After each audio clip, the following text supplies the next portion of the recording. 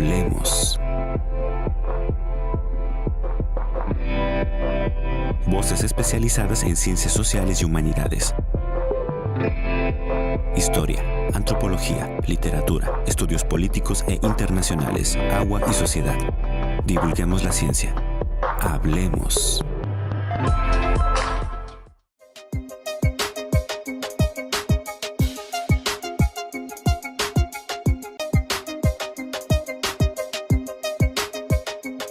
Los procesos electorales están a la vuelta de la esquina.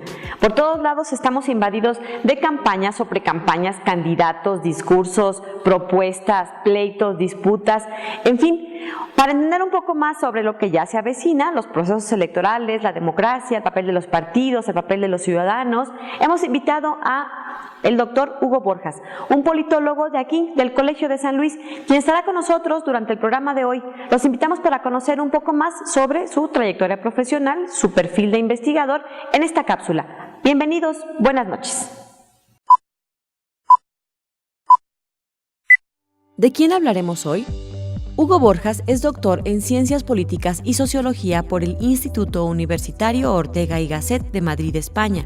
Es maestro en Gobierno y Administración Pública por la misma institución española y licenciado en Derecho por la Universidad Autónoma de San Luis Potosí. Ha colaborado con la Universidad Autónoma de San Luis Potosí en el posgrado de Derecho, impartiendo los talleres de metodología e investigación y como profesor visitante en la Universidad de Guadalajara en el Centro Universitario de Ciencias Económicas y Administrativas. En el Colegio de San Luis inicia su participación en el año 2004 como profesor invitado, impartiendo la asignatura de Sistema Político Mexicano. Su actividad académica y de investigación ha sido orientada al estudio del sistema político local en sus tres sistemas: sistema electoral, sistema de gobierno y sistema de partidos. Sobre estos temas ha publicado 3 libros, una docena de artículos e impartido un sinnúmero de clases, charlas y conferencias. Entre sus publicaciones recientes destacan La democracia inhospitalaria, La élite gobernante en San Luis Potosí, 1997-2009, y Los partidos políticos y el sistema de partidos en San Luis Potosí, una aproximación, entre otras publicaciones. El Colegio de San Luis, CONACYT. Bueno, pues nuevamente bienvenidos, listos para comenzar con la charla de hoy. Esta noche nos acompaña el doctor Hugo Borjas. Él es, como ya escucharon en la cápsula anterior, investigador del programa de estudios políticos e internacionales aquí en el Colegio de San Luis, a quien vamos a dar la más cordial bienvenida. Hugo, ¿cómo estás? ¿Qué tal, Lidia? Gracias por acompañarnos y bueno, pues recién estrenado un nuevo libro, ¿verdad? Que lo editaste en el CEPAC, en el Consejo Estatal Electoral de San Luis Potosí. Así es, el Consejo Estatal Electoral y de Participación Ciudadana siempre ha sido muy generoso conmigo y me ha apoyado en varias de las publicaciones que tengo.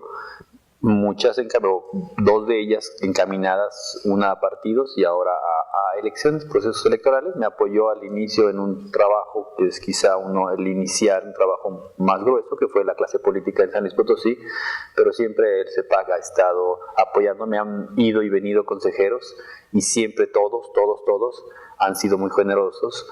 Y ahora, bueno, pues no ha sido la excepción y este nuevo consejo me ha apoyado con la publicación de este trabajo. Este nuevo trabajo tiene que ver con los procesos electorales en San Luis Potosí. Son una revisión desde el punto de vista académico de un esfuerzo que encabeza el doctor Hugo Borjas con algunos alumnos, algunos egresados, ¿entiendo? Así es, son estudiantes de la licenciatura en Relaciones Internacionales de aquí del Colegio de San Luis, una licenciatura que yo no me canso de decirlo, a nosotros, al programa de estudios políticos internacionales, nos da mucha alegría. Son los más jóvenes que están en el colegio, es la única licenciatura con la que cuenta el colegio, con lo cual a nosotros no solo nos da alegría, sino que además ellos mismos nos dan mucha vida. Y en este caso, las colaboraciones son de 3 estudiantes de generaciones distintas que me soportaron siguiendo el guión que tiene el libro. Y bueno, es Begoña Gerling, es Inés Moreno, ¿sí? Y es Ricardo Bravo.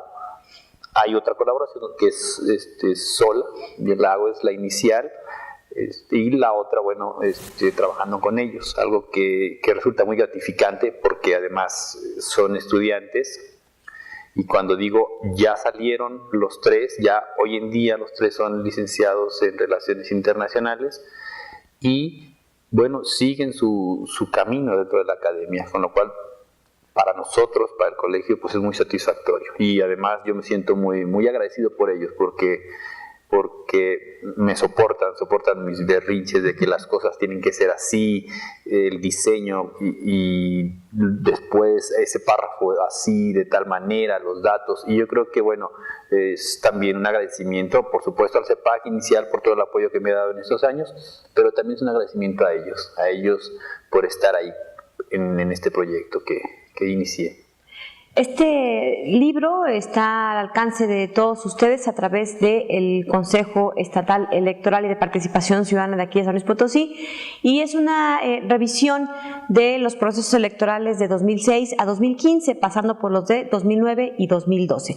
¿Por qué es importante revisar los procesos electorales en esta perspectiva de tiempo? Mira, te voy a contar, porque esto suele ocurrir, no soy la excepción, les ocurre a muchos de los compañeros que se dedican a la investigación, les ocurre esto. Cuando yo llego a San Luis, los datos electorales eran muy dispersos y no todos coincidían. Había datos que los encontrabas en unos periódicos y luego en otro periódico encontrabas otros datos. A eso yo me enfrenté con el primer libro de la clase política. Con ese, yo me enfrenté que no había datos sistematizados, organizados, no había una fuente fiable. Sí existía el Consejo Estatal Electoral en aquel entonces, pero todavía no se ponía demasiada atención. Entonces eso me obligó a mí a un tanto ir recopilando datos, sistematizarlos, darles una lógica a los procesos electorales. Y fue un trabajo inicial que...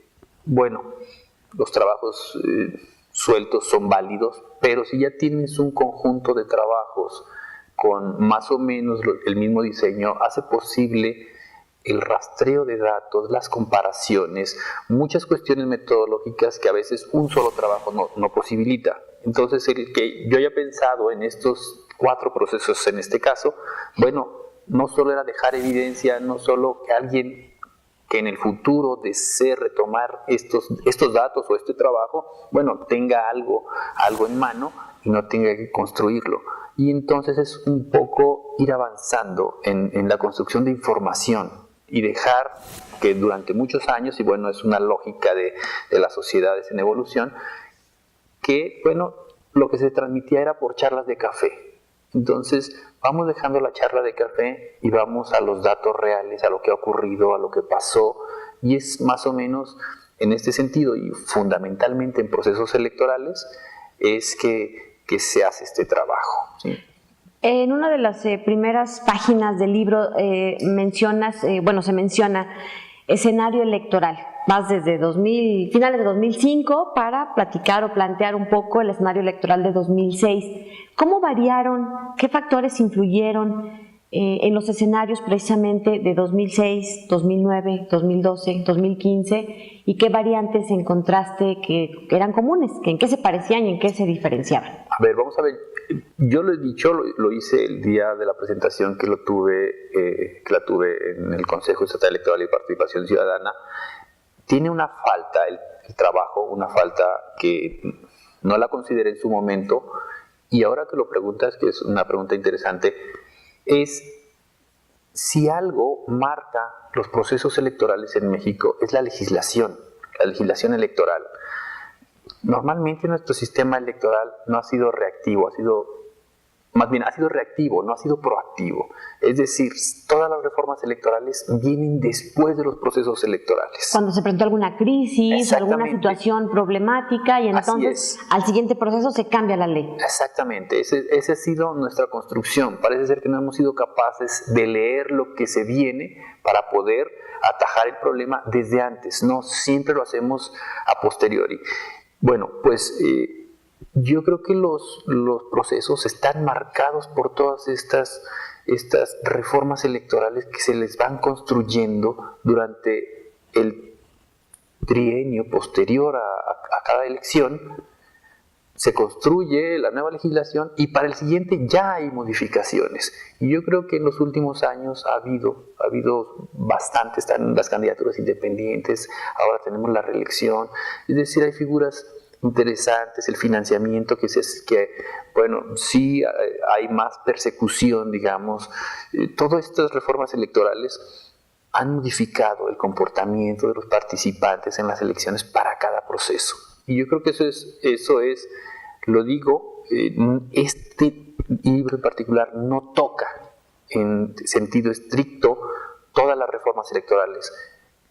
Si mal no recuerdo, ha habido otros investigadores que han hecho algunos artículos que se refieren a las reformas electorales y que, bueno, se detienen en ello. Esa es una falta que yo la digo porque en estas cuestiones lo que se trata es de construir más allá de pensar que uno está colmando estos estudios. No, es de construir, y yo lo digo abiertamente, es una falta que tiene que a lo mejor no yo, sino otro, bueno, puede detenerse en el impacto de todas esas reformas en los procesos electorales.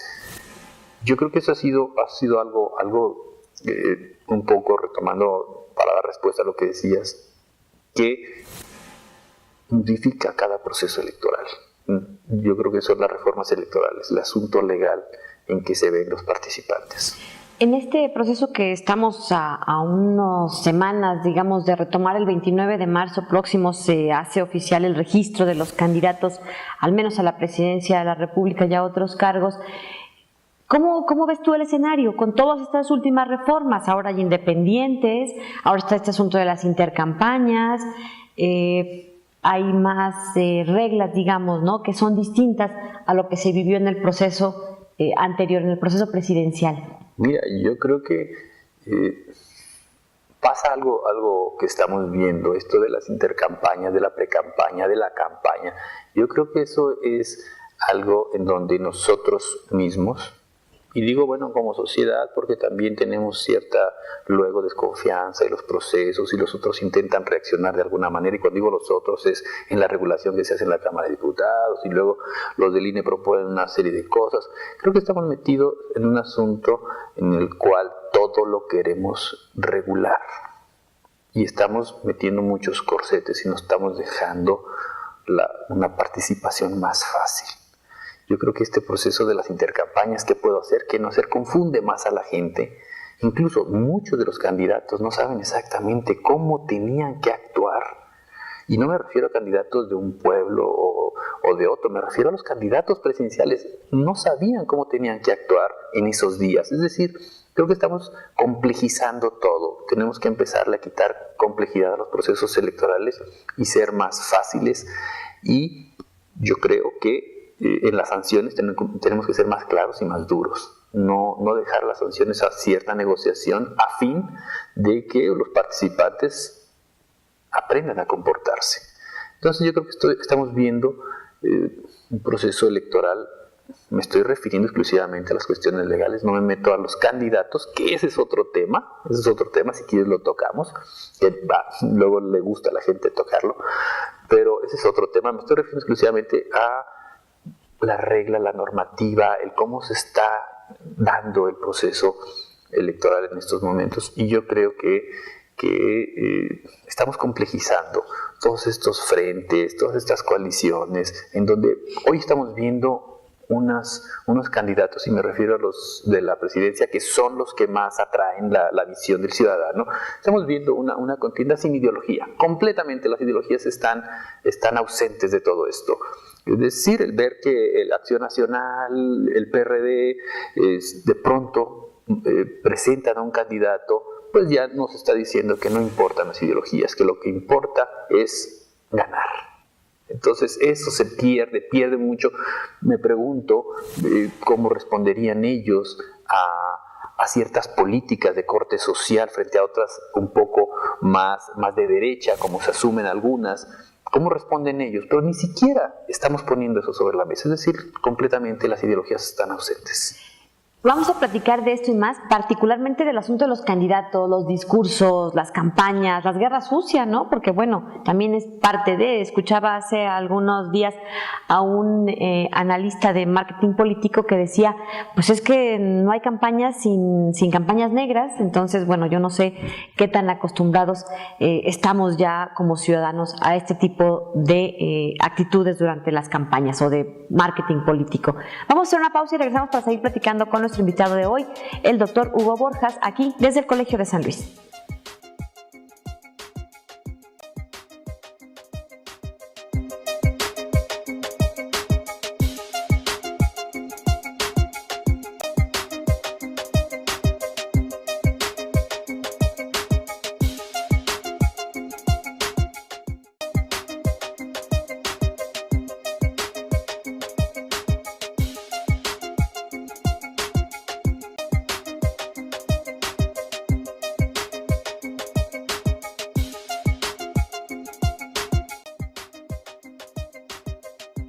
Bien, estamos de regreso, vamos a continuar desde el Colegio de San Luis en esta charla con el doctor Hugo Borjas, politólogo que se desempeña aquí también como profesor e investigador. Hugo, platícanos un poco de los candidatos. A ver, nos quedamos en que las ideologías pues están un poco en el olvido o un mucho en el olvido, porque ya no importa, o sea, si estabas a favor del aborto como parte de tu ideología, pues vas por un partido que está a favor del aborto. Y en el mismo candidato te encuentras al que está en contra, es decir, se ha borrado todo.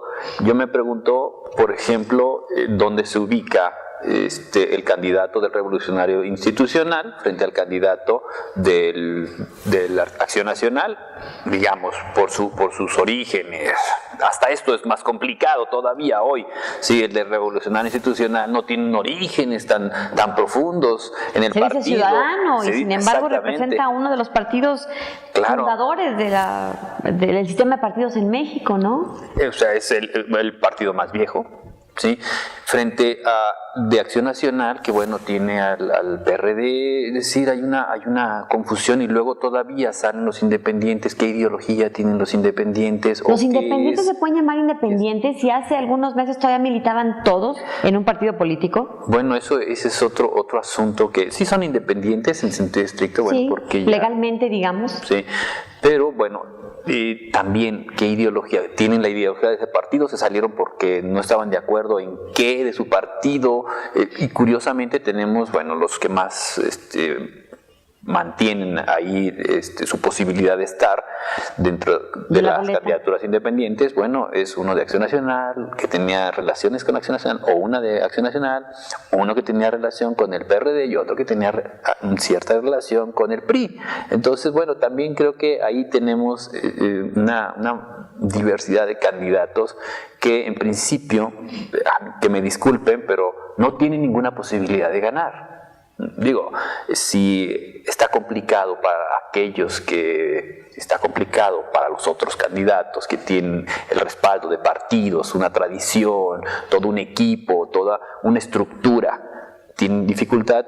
Ya no te quiero decir de los independientes. ¿Por qué no tiene posibilidad de ganar? ¿Por qué no está preparada la ciudadanía para ese tipo de aspirantes? ¿O porque simplemente el sistema electoral no alcanza para que hagan campaña? ¿No traen recursos, primero, no traen respaldo? Además, yo creo que es todo de un poco.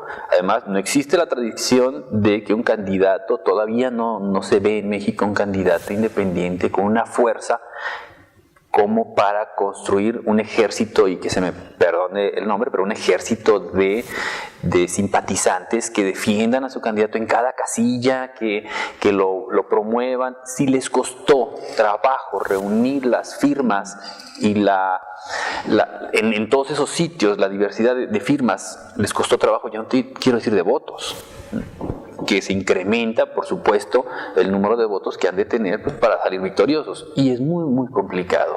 Entonces, bueno, ellos no tienen ninguna posibilidad, pero bien hecho de que estén ahí. ¿Por qué? Porque es una construcción de una nueva figura a la cual no estábamos acostumbrados, y que si estos partidos que tenemos no dan respuesta, pues pueden ser los candidatos independientes una manera de que el ciudadano se identifique. Por supuesto que necesitamos candidatos independientes con todo aquello que el ciudadano está exigiendo. Vamos a ver si ocurre. Creo que estos 3 que se presentan no son la mar del candidato que satisfaga a un electorado. Por supuesto que hay muchos que están esperando a su partido, como siempre, el voto duro, recurren a la figura de los partidos, ahora en este caso de los frentes, y los candidatos independientes todavía hay un cierto menosprecio. Yo mismo estoy diciendo no tiene ninguna posibilidad. Bueno, es una realidad, pero porque sabemos que todavía hace falta trabajar más eso. Entonces, bueno, eso es lo que hay. ¿Qué tanto es ahí como un juego perverso a lo mejor entre los actores, los protagonistas de los que hacen política, pero también los que hacen las leyes que rigen estos procesos electorales? Porque, bueno, aceptan la figura de candidatos ciudadanos, pero les ponen un montón de obstáculos, pero además no se construye o no se fomenta desde la sociedad civil una cultura política que permita hablar, entender esta figura de las candidaturas independientes. Faltó ese otro gran paso. Digo, decías que este ya es un avance.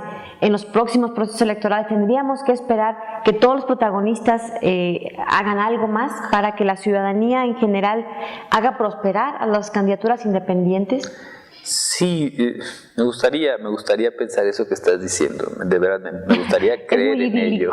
¿Es utópico? No, bueno, no es tan utópico, no es de mucha voluntad política. Este país no está donde podría estar porque ha faltado voluntad política, porque todos se han cuidado a sí mismos. Yo me lo encuentro en todos lados, ese espacio de cuidarse a sí mismos, de cuidar es que hoy estoy en este cargo y mañana quiero otro, entonces no puedo hacer algo realmente de cierto impacto y luego si yo quiero buscar otro cargo, y lo he visto en todos lados, y yo creo que eso es muy lamentable. Todos están cuidando su posición y por eso en este país no hay alguien que diga, alguien rompedor, alguien que salga y diga vamos a hacer las cosas finalmente. No, todos están cuidando su futuro y su futuro político. Entonces eso falta. Ahora, ¿qué ocurre con las candidaturas independientes? Sí, hace falta más quitarle tanta regulación, hacer más fácil la participación independiente, y eso lo tienen que hacer los partidos políticos representados en el Congreso. A través de sus legisladores. ¿Quién sabe si algún día tengan la voluntad, verdad? Puede ocurrir, mira, si el sistema electoral ha cambiado, no ha sido, y esto me refiero fundamentalmente en aquellas primeras reformas importantísimas de 1977, si uno hace el rastreo de las reformas, de cómo fue cambiando, no fue, y lo digo porque así estaba, no fue que el PRI hubiera querido, fue por ciertos empujes de la oposición y ciertas presiones, asuntos coyunturales que pusieron en grave crisis la credibilidad, la legitimidad de los procesos, y entonces el PRI se fue corriendo un poco. Pero te estoy hablando de 1977, hoy estamos en el 2018 y todavía nos faltan cuestiones por construir. No estamos en ceros, nuestro sistema electoral ha crecido y se ha fortalecido mucho. Todavía tenemos problemas importantes y yo creo que, bueno, sí, te lo digo, hoy quienes tendrían que hacer las modificaciones para que no exista tanta regulación hacia los independientes son los partidos políticos que se encuentran en el Congreso a través de sus legisladores, como bien lo decías. Y aunque no hay ningún independiente o hasta ahora, los que pudieran llegar no son suficientes para poder hacer las reformas.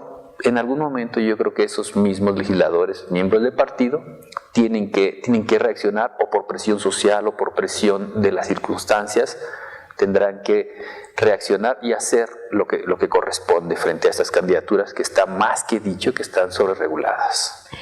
En esa sobreregulación, ¿se puede esperar? ¿Qué se puede esperar ahora con las campañas, de acuerdo a lo mejor al perfil de cada candidato, al tipo de alianza que hicieron?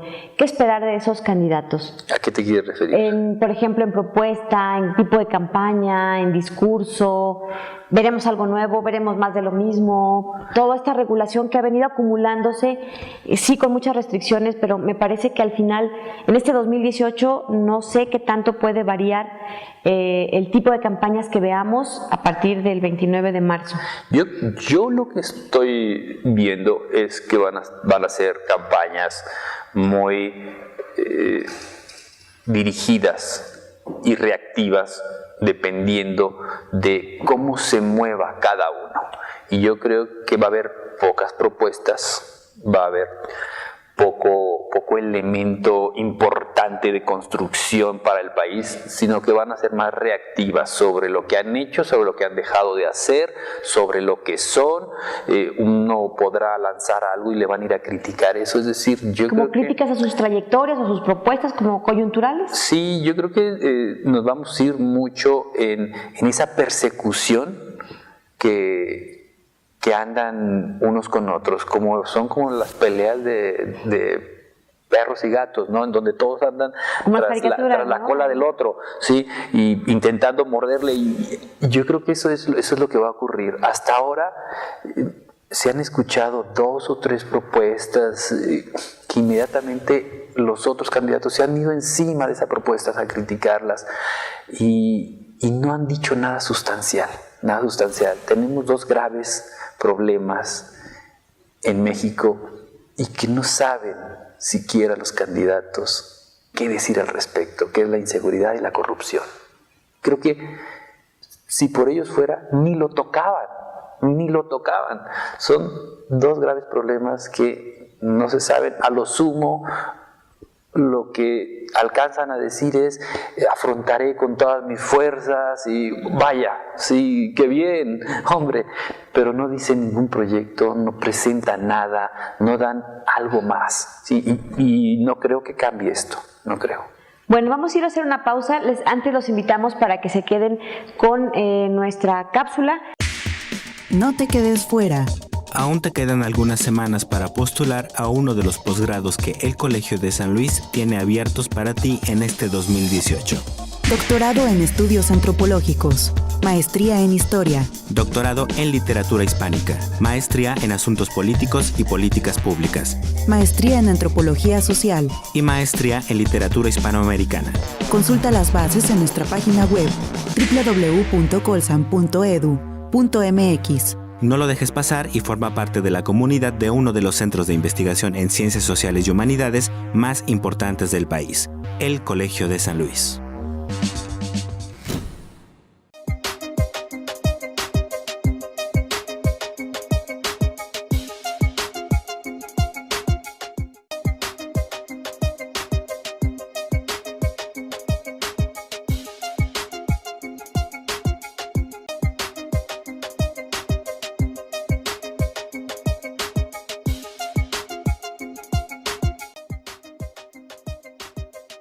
Estamos de regreso con el doctor Hugo Borjas, que por cierto fuiste coordinador de la licenciatura en Relaciones Internacionales hace algunos, ya un par de años que más o menos por eso periodo, ¿verdad? Sí, he sido varias veces. Y ahora que mencionabas que son los más chavos que pasan por aquí por las aulas, y sí, la verdad es que se contagia ese entusiasmo y como que rejuvenecen y mueven y le meten otra dinámica, ¿no?, al colegio. Sí, sin duda, yo creo que el tener sangre joven, como se suele decir, ayuda mucho, ayuda a uno que se está haciendo viejo, bueno, ellos como que lo jalan hacia el sentirse joven. Y te enseñan nuevas cosas, ¿no? Por supuesto, yo creo que empezamos a tener nuevos problemas y nuevas herramientas, nuevos problemas porque te los encuentras en clase y a cualquiera de uso normal el que le suena el celular y tú dando clase y no falta el que quiere contestar y entonces tú tienes que decir no quiero celulares, que no contesten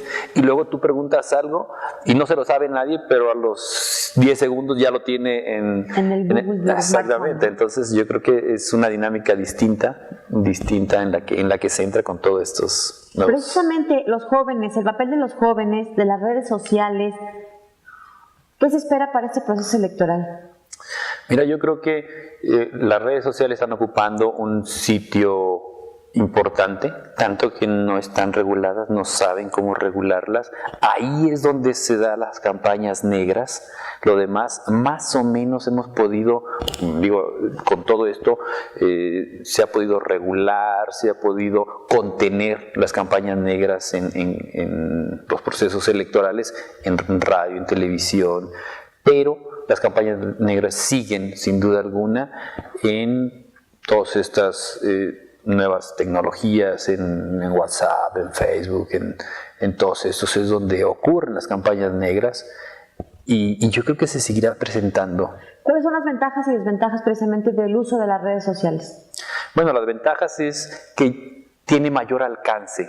Hay gente casi, por supuesto que hoy en día no todos tienen todavía, ni hay que pensar en eso, no estamos en el mejor de los mundos. Nos gustaría pensar que todavía es deficiente. Así es, pero sí da mayor alcance. Y eso también tenemos mayor información, mayor herramientas. Pero frente a esto está lo otro, ¿sí? Que no toda la información es real, que mucha gente perversa la utiliza para modificar esta información y hacerla falsa o tergiversarla. Yo creo que es una cosa con otra. No sé si sea condición humana, pero lo que se ve es que tenemos mayor información, pero también hay que ser más selectivos. También tenemos que aprender a quién creerle, a quién no creerle. No banalizar muchas de las cosas que luego por su cantidad pues empiezan a banalizarse, porque ya se nos hace muy fácil recibir un meme de esto, de aquello, y jajaja, somos muy dados, somos una sociedad que le gusta reírse, y reírse de sí mismo y reírse del otro, y luego banalizamos las cosas. Entonces yo creo que ese es uno de los temas que producen las redes sociales, esta cantidad de memes que sí pueden ser muy graciosos, pero que bueno, también no hay que perder el enfoque de las cosas. El fondo, digamos, de ese tipo de contenidos, ¿lo podrían aprovechar a su favor algunos candidatos y otros por su perfil en contra? Los sí, memes, por ejemplo. Sí, pero bueno, hay que considerar que esa es, digamos, una virtud de las redes sociales, que no son exclusivamente para un candidato. Todos los candidatos tienen posibilidades. Claro que no me gusta ver campañas negras, pero tampoco quiero ver que solo uno proceda de determinada manera. Las campañas negras creo que son inevitables frente a la posibilidad que se tiene de crear un meme para afectar a otro, de generar mentiras. No, insisto, ni es el mejor de los mundos, ni procedemos con la civilidad que pudiéramos pensar, no es un mundo ideal. Esto no ocurre solo en México, ocurre en todos lados. Lo peor sería que solo uno de los candidatos tuviera estas herramientas, que la tengan todas. Y bueno, apelar a la civilidad, a que la sociedad misma rechace todo esto. ¿Qué son las campañas negras? Perdón, a lo mejor para el contexto de la gente. Bueno, yo creo que las campañas negras sin duda son aquellas en las cuales se denosta al adversario. Se le intenta, incluso con la mentira, con la difamación, se intenta hacer menos al adversario dentro de los procesos electorales, dentro de las campañas, a través de lo que sea, muy socorridas por los candidatos. ¿Cuál es la intención? Bueno, la intención es disminuir o modificar la imagen que tiene el ciudadano de ese candidato y que eventualmente pueda modificar su voto el ciudadano cuando ya se encuentra en la boleta. Entonces esas son las campañas negras y la motivación de las campañas negras. Las encuestas son una herramienta del pasado, siguen vigentes. Hemos visto cómo se han equivocado en los procesos electorales más recientes, en donde, por ejemplo, al Bronco no le daban ninguna posibilidad en las encuestas y de pronto vemos que el triunfo arrasó en el estado de Nuevo León, cuando las encuestas tradicionales, digamos, no les daban ni la mínima esperanza. ¿Todavía siguen vigentes? ¿Son herramientas para manipular, confundir o son una buena herramienta?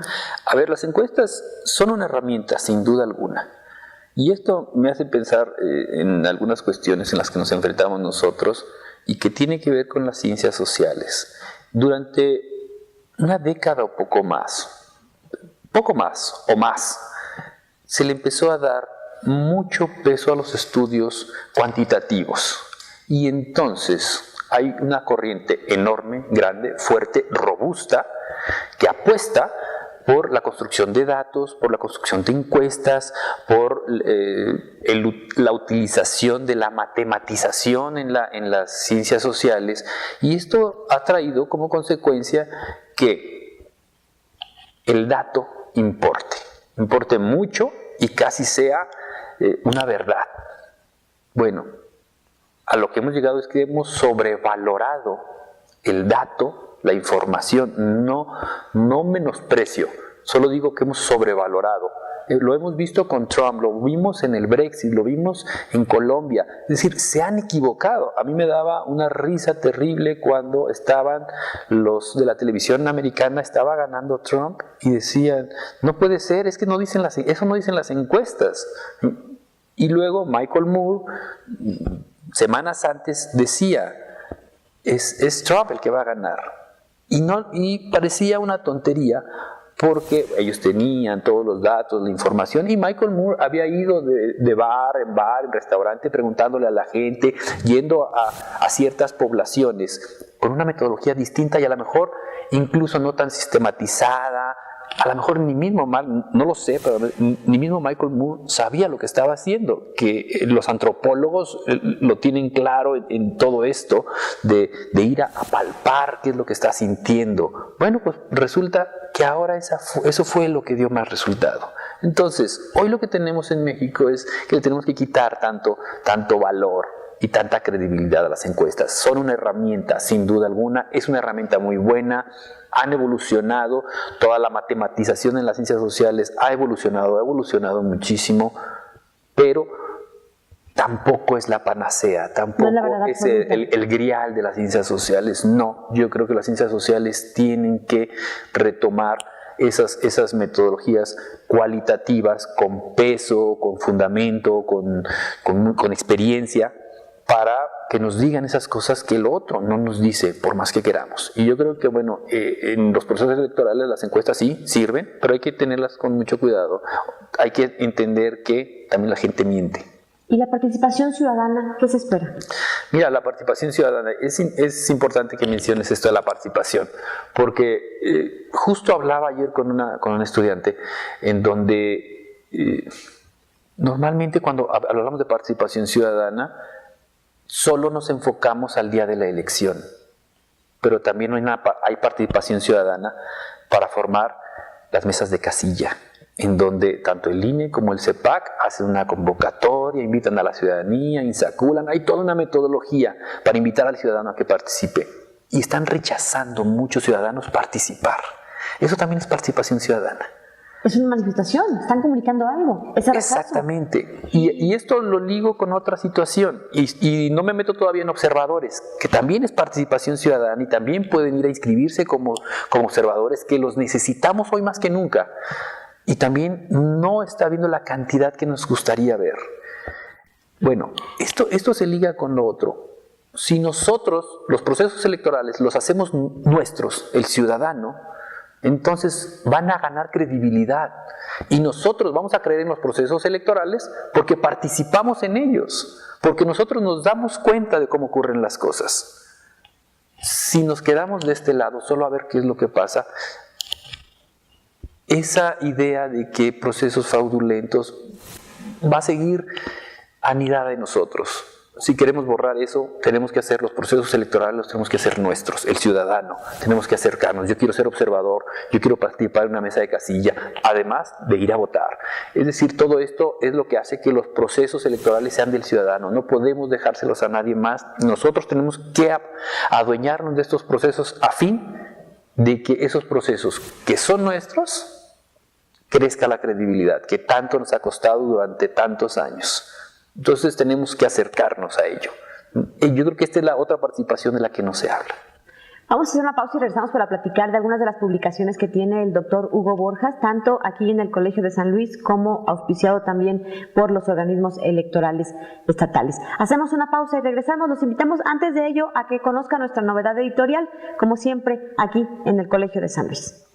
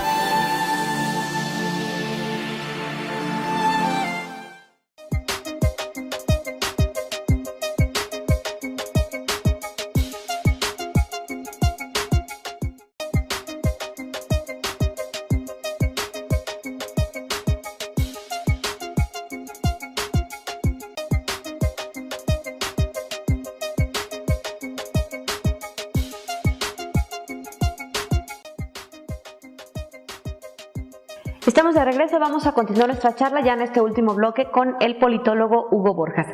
Desde las ciencias sociales, particularmente en el Colegio de San Luis, se revisan ciertos fenómenos que tienen que ver con la ciencia política, obviamente, y bueno, pues Hugo ha trabajado precisamente esta línea. Por cierto, aprovecho para decir que está abierta la convocatoria para quienes estén interesados en estudiar acá en el Colegio de San Luis la maestría en Asuntos Políticos y Políticas Públicas. Como saben, bueno, pues es una posibilidad para quienes quieran seguir por esta línea. No es una maestría profesionalizante, es una maestría para formar investigadores sociales, particularmente los interesados en las ciencias políticas. Así que los invitamos para que consulten la convocatoria, está abierta, está vigente. Dense prisa porque las fechas de cierre ya se acercan en las próximas semanas. Hugo, ya hice mi gol, ya hice mi comercial. No, qué bueno, ahora que lo dices, que dijiste que no es una maestría profesionalizante, a lo mejor es buen momento de decirlo. El programa de estudios políticos internacionales, es decir, todos los compañeros que tenemos más o menos a cargo estos estudios, estamos considerando la posibilidad de abrir una maestría profesionalizante. Es decir, mucha gente hemos visto que se acerca con la intención de continuar sus estudios, pero en las condiciones en las que está esta maestría que tenemos, no les alcanza a ellos, es decir, por tiempos, por compromisos. Porque es dedicación de tiempo completo, ¿no? Así es. Entonces, sí estamos considerando la elaboración de una maestría profesionalizante con unas características muy particulares para este tipo de personas que... Con este interés en particular. Claro, y que quieren seguir formándose en esta área de estudio. Que por cierto, esta maestría de la MAP, la que hoy tenemos vigente en la convocatoria, la maestría en Asuntos Políticos y Políticas Públicas, que por sus iniciales les decimos la MAP acá en el colegio, es interesante porque, bueno, si bien su prioridad, digamos, es formar investigadores sociales, tiene dentro de todas estas materias que se cursan, además de la posibilidad de irse de estancia a otras instituciones, de estancias académicas en el país o en el extranjero, tienen la posibilidad de perfeccionar. Si no se van a dedicar a lo mejor del todo a la investigación en ciencias sociales, sí ayuda mucho a construir una nueva visión si te vas a dedicar quizá a temas que tienen que ver con la administración pública, sí, o con las políticas públicas finalmente, ¿no? Bueno, el propio nombre de Asuntos Políticos y Políticas Exacto. Públicas abre el abanico. No solo son cuestiones electorales, no solo son asuntos que tienen que ver estrictamente con democracia, sino que es muy amplio, hay temas de política internacional, hay temas de políticas públicas, es decir, la oferta se amplía, todo gracias a la pluralidad de temas que manejan los compañeros del programa. Entonces eso abre más posibilidades. Hay algunos temas que tienen, digamos, más atractivo para los estudiantes, pero es muy variado y sin duda alguna el programa lo conformamos 11 personas, 11 investigadores, y encontrarán en alguno de ellos sin duda alguna algún tema que les parezca atractivo. Solo les tiene que gustar la ciencia política. Así es, acérquense, la convocatoria está en nuestra página web www.colsan.edu.mx. Ahí hay un banner bastante visible que tiene que ver con, dice convocatoria 2018, y ahí está la convocatoria de la MAP. Platícanos de tu trabajo aquí en el Colegio de San Luis. Recientemente en la Feria Internacional del Libro de Guadalajara, en la FIL, se presentó este libro, La democracia inhospitalaria, que junto con otro investigador aquí del colegio, Patricio Rubio, elaboraron ustedes, coordinaron. Sí, la verdad lo coordinó Patricio Rubio, que es investigador de aquí del colegio, y además, bueno, estoy yo, pero está uno que fue estudiante de la licenciatura. De la licenciatura en Relaciones Internacionales. En Relaciones Internacionales, te digo, es una licenciatura que nos causa mucha alegría porque siguen ahí. Y entonces Alejandro Chávez es el que también acompaña esta coordinación que hacemos los tres, y que a nosotros siempre nos ha parecido muy grato que estos estudiantes vuelvan y nos quieran acompañar, porque bueno, él es doctor, Alejandro, por St. Andrews en Escocia. Entonces de esta gente que también va creciendo, que llega a un punto que digamos ya dejan de ser estudiantes para ser colegas y que mantenemos una cierta comunicación con ellos, bueno, siempre nos produce mucha alegría. ¿Por qué la democracia inhospitalaria? ¿Porque siempre es no tan cordial como quisiéramos la democracia? Sí, bueno, yo creo que Patricio Rubio tiene muy buen ojo porque él fue el que le puso la democracia inhospitalaria. Este es un proyecto que hay que decirlo, él ha estado muy al frente de este proyecto, saldrá próximamente otro, y es más o menos la democracia puesta en el centro, como gran faro que alumbra, y ver que a veces no resulta tan bondadosa como pudiéramos imaginar, a veces no es tan grata, y los trabajos que se incorporan en este libro pues hablan de perspectivas muy diversas sobre lo que ocurre, y básicamente en San Luis Potosí. Esto también hay que decirlo, nosotros tenemos que luchar, y eso también tiene que ver con las ciencias sociales, tiene que ver con una idea que tienen cierta gente en este mundo académico en México, que hay que escribir para el mundo, ¿sí? Y San Luis Potosí, ¿a quién le importa San Luis Potosí? Pero no puede dejar de ser interesante, incluso a veces muy interesante, qué es lo que ocurre. Y no solo digo San Luis Potosí, lo puedo decir de Oaxaca, de Guerrero, de Veracruz, pero luego estos trabajos no les dan esa importancia. Yo recuerdo Robert Dahl, un gran politólogo, escribió en New Haven un libro muy famoso de New Haven, de una población, de su población, y todos alabaron ese libro, y se sigue alabando ese libro. Se llama Who Governs, ¿Quién gobierna? Y es muy conocido, y alguien le dijo a él que New Haven, ¿qué? O sea, no se parece, New Haven no se parece, no hay una población en México, y en América Latina se me hace difícil pensar en una población que se parezca, y sin embargo le dieron mucho realce. Claro, es un gran politólogo, hizo un muy buen trabajo, pero luego en México, si uno hace trabajos de este tipo, pues como que hay cierto menosprecio. Y luego, por supuesto que tenemos la dificultad de publicar, porque a San Luis, ¿así quién le interesa a San Luis? Pero luego pueden convertirse en estudios de caso que van a trascender con el paso del tiempo. Digo, Mira, lo que pasa es que hay que convencer a la gente que está evaluando estos trabajos para decirles que son importantes, que hay que hacerse, queda parte de la construcción. Si hoy, y retomo de nueva cuenta el libro con el que iniciamos, ¿sí? ¿A quién le interesa el proceso electoral de 2006 en San Luis Potosí? Solo a potosinos, pudiera yo pensar. Pero alguien que tenga una investigación de más largo aliento, a lo mejor puede encontrar algo.